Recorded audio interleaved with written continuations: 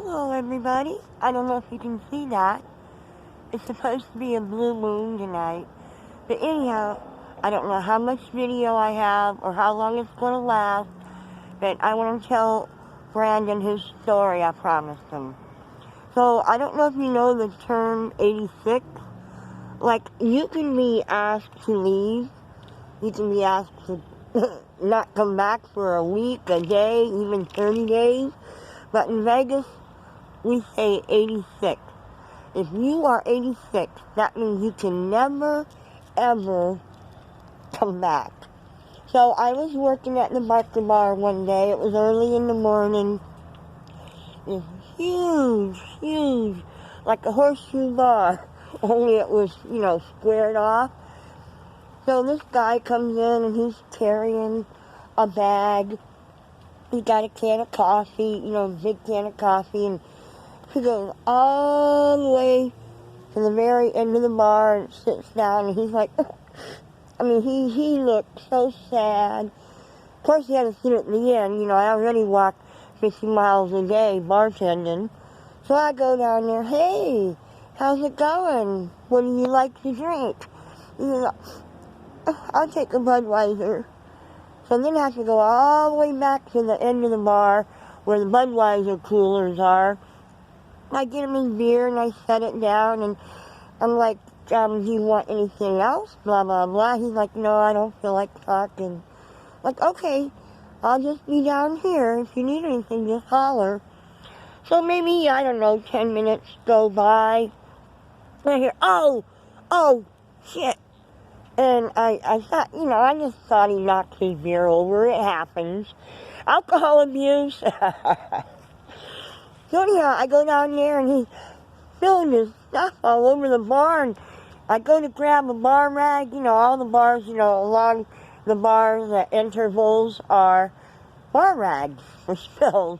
And I pick one up and I start to, and he jumps and he puts his hand over it. He's like, no, use your hands. So I'm thinking, oh boy, I got a weirdo. So I start scooping it up and putting it in a coffee can. Let me tell you, it was not coffee, I knew that. So I'm putting all this stuff in his can and there's still a little bit left. I can't get up. So I start to wipe it up with the bar rag. And he says, no, don't do that. So here I am, if you can only imagine it. I am using a matchbook to scrape up the remainder and put it in the can. And he reaches over the bar and he touches my cheek. Here, you got some on your face.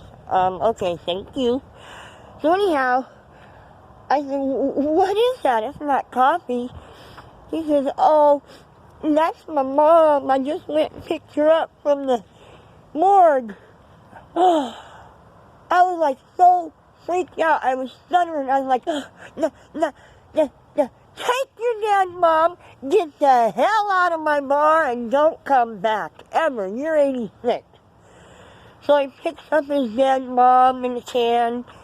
Ooh, that sounds horrible. And he leaves. So then about 10 minutes later, the phone rings. I answer it. Hey, Clubhouse Tavern. And it's my boss. And he says, who the hell do you think you are, 86 and people? Because, we can 86 people, but we had to let him know or, get the final okay from him. And I thought, oh, you don't understand. He had his dead mom, and I was scooping her up with my hand. And he just cracks up laughing. I'm like, I was really upset. And he comes walking in the door. He was around the corner calling me.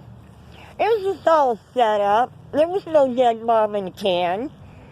He used to threaten to splice together all my things that I did or had done to me and make them into a movie and film them on Sunday. Every Sunday we had a free barbecue. Well, he really did do that. But I wanted to get that story out to you, Brandon, because my camera cut off. It's Halloween. There's the moon. I'm afraid of goblins and ghosties and ghoulies. Good night, everybody. I'll be back. Bye-bye.